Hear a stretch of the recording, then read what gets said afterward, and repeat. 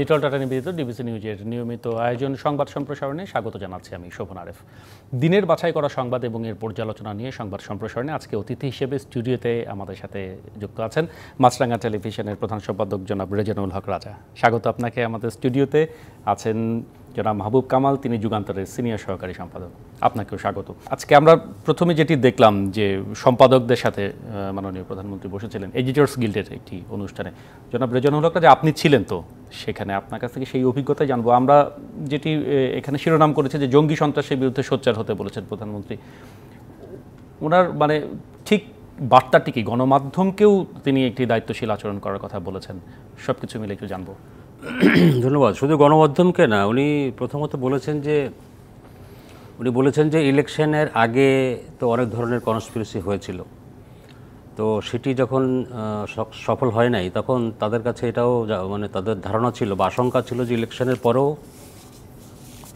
আবারও চেষ্টা করা হতে পারে দেশে একটা নৈরাজ্যকর পরিস্থিতি তৈরি করে তাদের উদ্দেশ্য হাসিল করার, এটা তিনি বলেছেন। তো সেটি হয়েছে। তিনি বললেন যে সেই পরাজিত শক্তি এবার ছাত্র আন্দোলনের সুযোগে তারা মাঠে নেমেছিল, এবং তিনি বলেছেন যে এরকমভাবে যখন হয়, যখন একটা এনার্কি তৈরি করা হয় দেশের মধ্যে, এবং সেটি তো আমরা সবাই মিলে দেখলাম যে সরকারি স্থাপনা, গুরুত্বপূর্ণ স্থাপনা যেগুলো আসলে সরকারের বা কোনো দলের সম্পত্তি না, এটা জনগণের সম্পত্তি, সেই সমস্ত জায়গায় অ্যাটাক হয়েছে।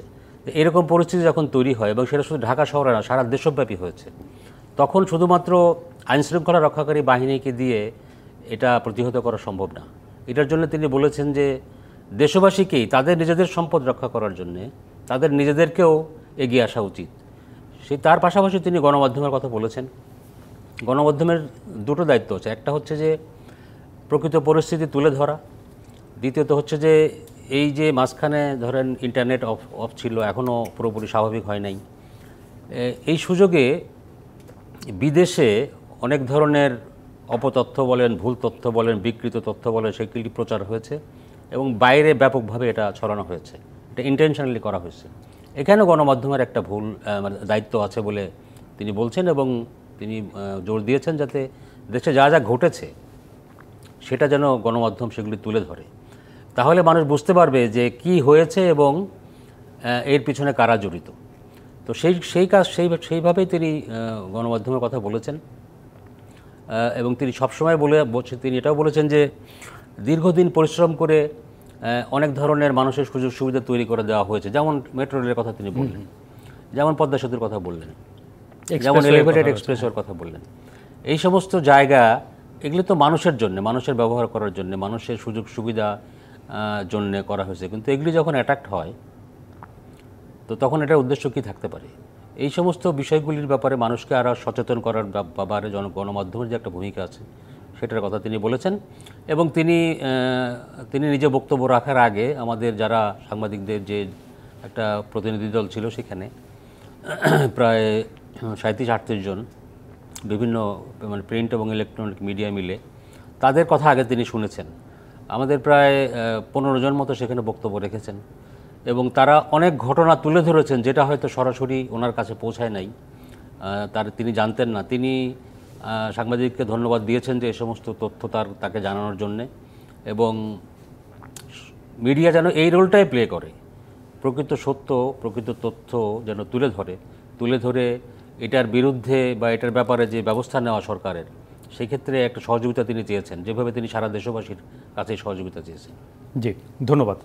আবারও নিশ্চয়ই আসবো। মাহবুব কামাল, আপনার কাছে একই বিষয় নিয়ে যাব, এবং তিনি জঙ্গি সন্ত্রাসের বিরুদ্ধে দাঁড়াতে বলেছেন, সাধারণ মানুষকেও সেখানে সচেতন হতে বলেছেন, পাশে দাঁড়াতে বলেছেন, যেটি রাজা ভাই বললেন।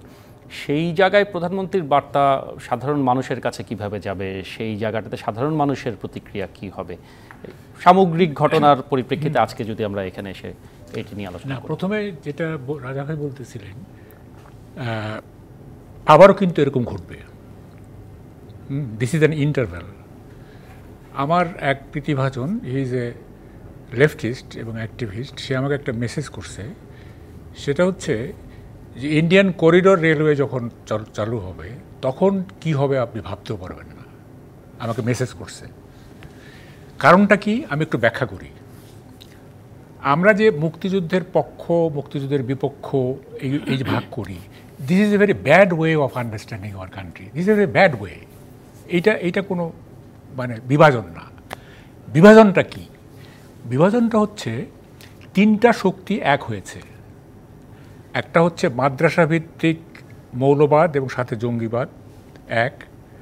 2 নম্বর হচ্ছে ভারত বিরোধিতা যারা করে তারা। 3 নম্বর হচ্ছে বঙ্গবন্ধু ডাইনেস্টির ব্যাপারে যাদের অ্যালার্জি আছে। এই তিনটা শক্তি কিন্তু এক হয়েছে, মানে স্বাধীনতার 50 বছর পরে এই প্রেক্ষাপট। হ্যাঁ, এখন এই যে বললাম অ্যালার্জি, এটা একটু ব্যাখ্যা করতে হবে, তা নাহলে আবার বঙ্গবন্ধু ডিফেমড হয়। সেটা হচ্ছে যে পৃথিবীতে কোনো কিছুই কিন্তু দোষী না। ব্যক্তি বলেন, বস্তু বলেন, মতবাদ বলেন, কোনোটাই দোষী না। ব্যক্তি বিশেষে এটা দোষী হয়। যেমন অ্যালার্জি কীরকম, যেমন ধরেন যে পেঁয়াজের কোনো দোষ নাই, এটা নির্দোষ একটা ব্যাপার। কিন্তু আপনার শরীরে অ্যালার্জি হচ্ছে, আমার শরীরে অ্যালার্জি হচ্ছে না। তো সবই কিন্তু তাই। ইভেন মৌলবাদও দোষী না। আপনি মৌলবাদী নন, আমি মৌলবাদী, দৃষ্টিভঙ্গির বিষয়, দৃষ্টিভঙ্গির ব্যাপার। সুতরাং এই যে বঙ্গবন্ধুর ব্যাপারে একটা অ্যালার্জি আছে আমাদের অনেকেরই, এই শক্তিটা প্লাস হচ্ছে আপনার ভারত বিরোধী যারা তারা, এবং মাদ্রাসা ভিত্তিক মৌলবাদ এবং কি বলে জঙ্গিবাদের যোগ, এইটার বিরুদ্ধে আছে আপনার বর্তমান সরকার এবং তার অনুগতরা, এবং কম্পারেটিভলি আপনার অসাম্প্রদায়িক, আমরা মোটামুটি সবাই সাম্প্রদায়িক, কম্পারেটিভলি অসাম্প্রদায়িক যে গোষ্ঠীটা তারা, এবং আওয়ামী লীগ এবং বর্তমান সরকারের অনুগত যারা এরা, এইটা মানে এটা একটা যুদ্ধাবস্থা, এবং এইটা কিন্তু কোনোভাবেই থামবে না। থামতে পারে আপনার যেটা আমি যেটা বলতে চাই সেটা হচ্ছে যে বর্তমান সরকারকে আপনার যারা বিধ্বংসী বা যাদের মধ্যে ধ্বংস করার প্রবণতা আছে, মানে সম্পত্তি ইত্যাদি, এদেরকে একেবারে চিহ্নিত করে ইরাডিকেট করতে হবে, নির্মূল করতে হবে। এটার মানে এই না যে সব বিএনপি ধ্বংসপ্রবণ বা ধ্বংসাত্মক বা বিধ্বংস, টা না। যারা রিয়েলি, যেমন ধরেন ঢাকা শহরে যে কিশোর গ্যাং, ঢাকা শহরে 130টার মতো কিশোর গ্যাং আছে। এরা কিন্তু এদের 100 টাকা 200 টাকা দিলে কিন্তু এরা ধ্বংসাত্মক হয়ে উঠতে পারে। হ্যাঁ, তো ফলে ওইটাও আপনাকে হিসাব নিতে হবে।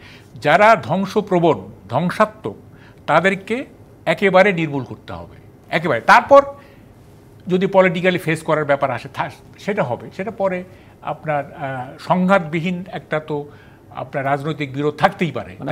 সংকট মোকাবেলা করতে হলে আপনাকে এই শক্তিটাকে আপনাকে এলিমিনেট করতে হবে এবং ফিজিক্যালি এলিমিনেট করতে হবে। তা না হলে কিন্তু সমূহ বিপদ। ওই যে আমার যে প্রীতিভাজন বলছে যে যখন ইন্ডিয়ান করিডোর রেলওয়ে চালু যদি হয়, তাইলে তখন কি হবে আপনি ভাবতে পারেন না, কারণ এখানে অ্যান্টি ইন্ডিয়ান সেন্টিমেন্ট এত প্রবল। তো ফলে আপনাকে এই জিনিসগুলো যদি আপনি মানে এই ধ্বংসাত্মক শক্তি যদি আপনি নির্মূল করতে না পারেন, তাইলে আপনাকে ফেজ ওয়াইজ একটার পর একটা আপনাকে এগুলি ফেস করতে হবে। এবং দেখেন কতগুলি জিনিস খুবই মানে এটা কি বলবো, যেমন ধরেন আমি ব্যক্তিগতভাবে কোটার বিপক্ষে ছিলাম ব্যক্তিগতভাবে, এবং এটা আমার জীবন দর্শনেরই একটা অংশ, মানে এই চিন্তাটা। সেটা হচ্ছে যে quota should not rule over meritocracy, মেরিটোক্রেসির কোনো বিকল্প নাই, এই অর্থে আমি কোটার বিরুদ্ধে। কিন্তু আজকে আমি কি করলাম, আপনার এখানে অফিসে আসতে হলো, আমাকে সিএনজিতে আসতে হলো, কারণ আপনাদের সব গাড়ি পুড়িয়ে দেওয়া হয়েছে, আমাকে সিএনজিতে আসতে হলো। এবং দেখেন আগে কি হইতো, আগে আমি এই 2 ঘন্টা জ্যামে থেকে পৌঁছাইতাম, তারপরে সিএনজিওয়ালাকে দিতাম 400 টাকা। মেট্রো রেল হওয়ার পরে কি হলো, 15 মিনিটে পৌঁছাচ্ছি, টাকা দিচ্ছি 20 থেকে 30 টাকা। এই যে আমার কমফোর্টেবল জীবন, হ্যাঁ, এই কমফোর্টেবল জীবনটা তো নষ্ট করে দিচ্ছিল, দিয়েছে অলরেডি। আপনি তো এটা রিপেয়ার করতে হবে। কি কারণে? এটা কারণ থাকতে হবে। আমি বললাম কারণ, এই যে বললাম কী কারণে, সেটা আমি একটু বলি। সেটা হচ্ছে যে সুপ্রিম কোর্ট যেদিন হাইকোর্টের রায় বাতিল করে আপনার শুনানির দিন ধার্য করল, সেই দিন থেকেই তো দেশে কোটা নাই, তাই না? সেদিন থেকেই তো দেশে কোটা নাই। এবং সরকার নিজে তো আপিল করছে, মানে সরকারও কোটার বিরুদ্ধে। তো কোটা নাই, সরকারও কোটার বিরুদ্ধে, আন্দোলনটা কিসের? নিশ্চয়ই আমি তো এটি বুঝলাম না। এই সেটি নিয়েই তো আসলে কথা যে আন্দোলনটা কারা করলো। এখানে একটা ব্যাপার আছে, এই যে দেশে কোটা নাই, যদি এরকম হইতো যে এই যে 7ই আগস্ট যে আপনার শুনানির ডেট করছে, এই 1 মাসে আপনার আমাদের প্রাপ্যতা, আমাদের যে প্রাপ্য সিটগুলি, চাকরিগুলি অন্যরা নিয়ে যাচ্ছে কোটার সুবিধায়, সেটা তো না, একটা মাসের তো ব্যাপার, তাই না? আমি যদি জুলাইতে আন্দোলন করতে পারি, আমি অগাস্টে কেন করতে পারবো না, তাই না? এই ধৈর্য ধরা হইল না এবং আন্দোলন শুরু হয়ে গেল ইত্যাদি। তার মানে কোনো ব্যাপার আছে এখানে, এটা ব্যাপার আছে, মানে অতীতের কোটা আন্দোলন যেটা হয়েছিল, সেই কোটা আন্দোলনটাকে আপনার এক্সপেডাইট করতে চাওয়া হয়েছে, যে এটা যাতে আরও তীব্রতা আকার ধারণ করে। কারণ বাই দিস টাইম গভর্নমেন্ট একটু আনপপুলার হয়েছে নানা কারণে, যে গত ইলেকশনের কারণে বা ইত্যাদি।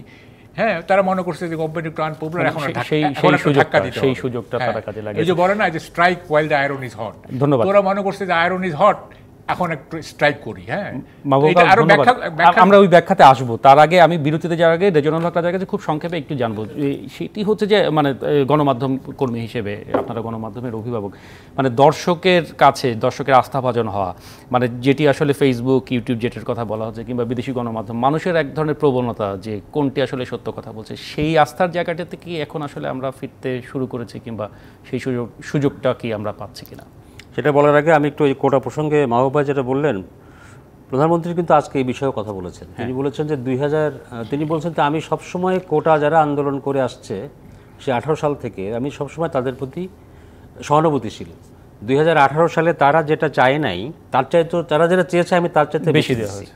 ওরা চেয়েছিল কোটা সংস্কার, টোটালটাই বাতিল করে, প্রধানমন্ত্রী টোটালটাই বাদ করে দিয়েছেন। তিনি এবারের কথাও তিনি বলছেন যে এবার যখন তারা আন্দোলন শুরু করলো, তখনও আমরা তো হাইকোর্টের রায়ের পরিপ্রেক্ষিতে তো আন্দোলনটা শুরু হলো, তো হাইকোর্টের রায়ের এগেনস্টে তো সরকার আপিল করেছে, এবং পরবর্তীকালে বিভিন্নভাবে তাদেরকে বোঝানোর চেষ্টা করা হয়েছে যে আমরাও কোটার সংস্কার চাই, তোমাদের আন্দোলন করার প্রয়োজন নাই, যেহেতু বিষয়টা হাইকোর্টে এবার আদালতে আছে, সেই কারণে একটু অপেক্ষা করতে বলেছে।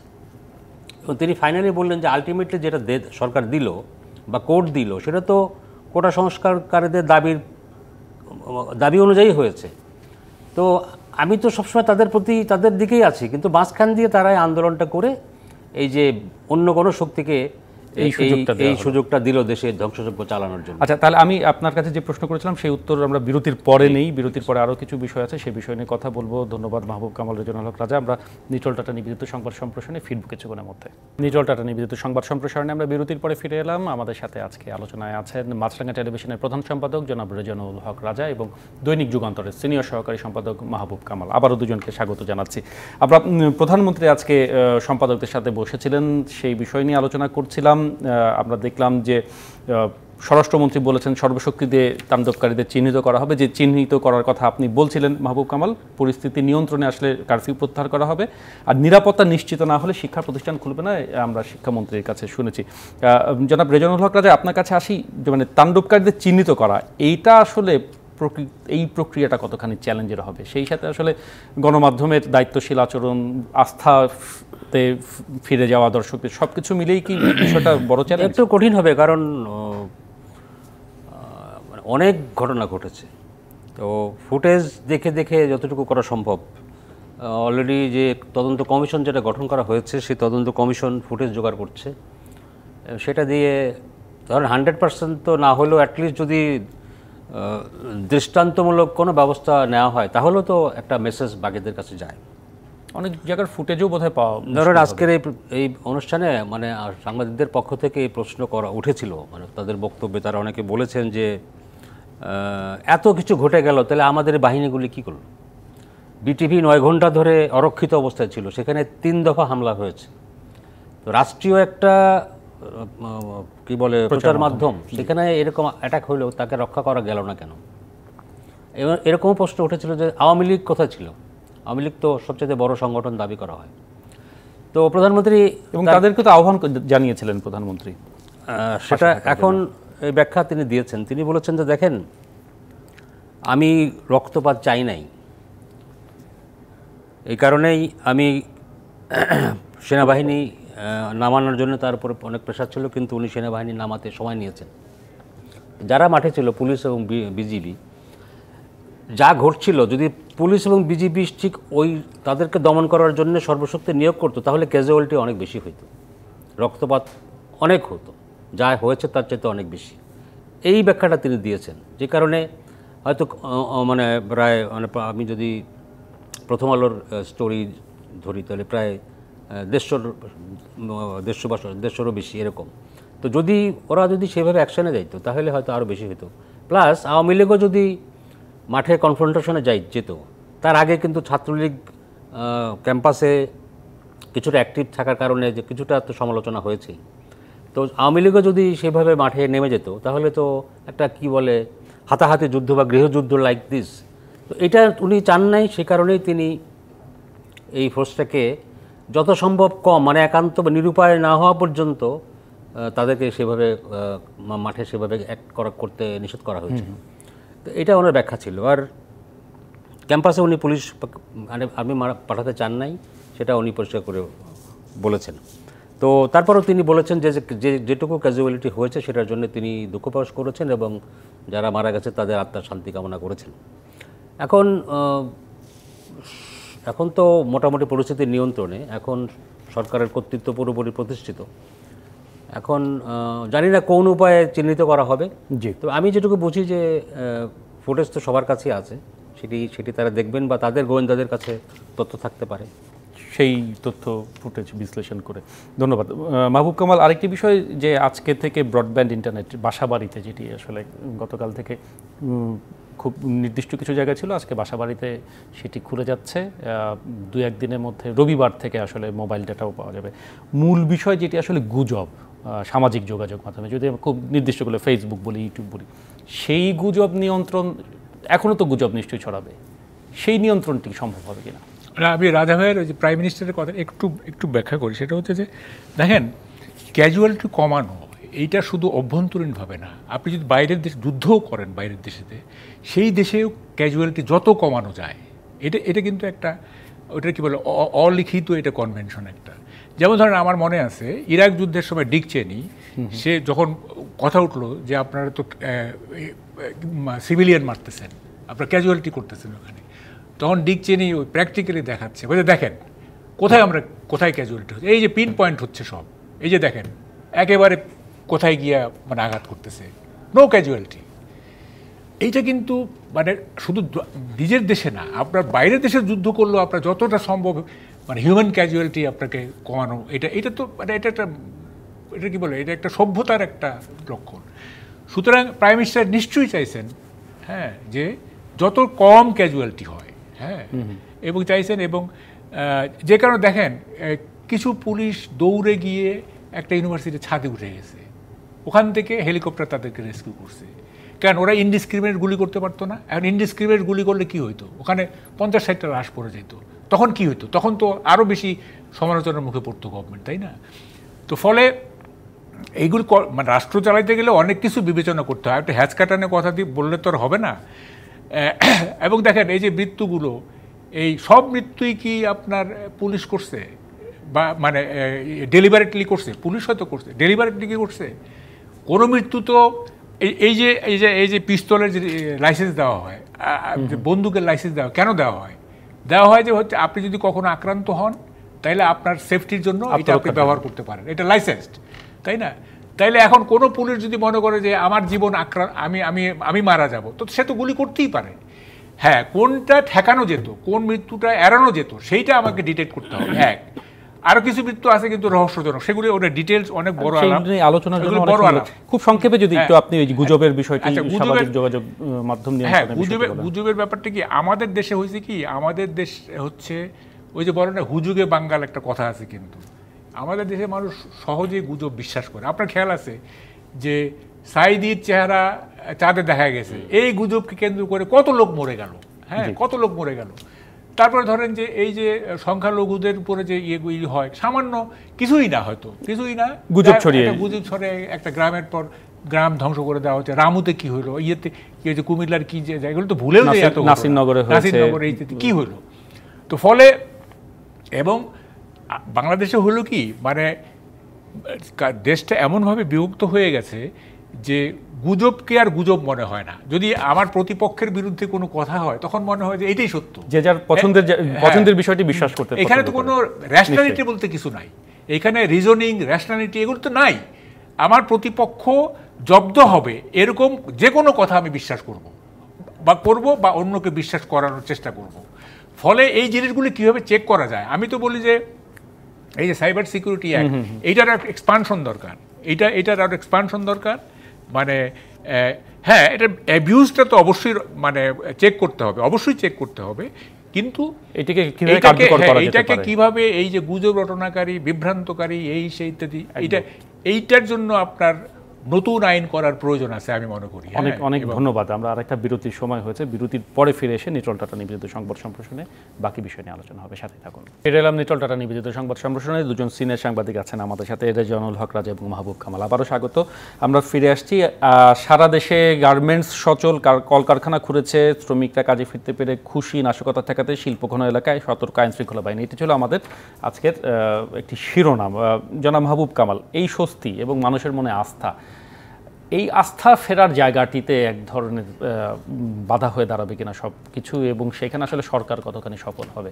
গার্মেন্টস নিয়ে আমি আজকে এডিটোরিয়াল লিখছি না, আমি একটু, আপনার তো সময় কম, দু একটা কথা বলে নিই আর কি। আপনি এখন দেখবেন মায়ানমারের সেনাবাহিনীকে বাংলাদেশ সেনাবাহিনী হিসেবে দেখানো হচ্ছে, বা ওই যে অন্যান্য যেখানে ব্রুটাল হয়েছে ওগুলি দেখবেন, এগুলি মেকিং হবে, কিন্তু এগুলি মেক হবে। এবং এমনও হইতে পারে যে ওখানে বিডিআর দেখানো হবে যে এটা বিএসএফ। হ্যাঁ, এরকম হইতে পারে। মিডিয়ার লোক হিসেবে এগুলি খেয়াল রাখবেন। আচ্ছা, আর একটা ছোট্ট ঘটনা বলে নেই।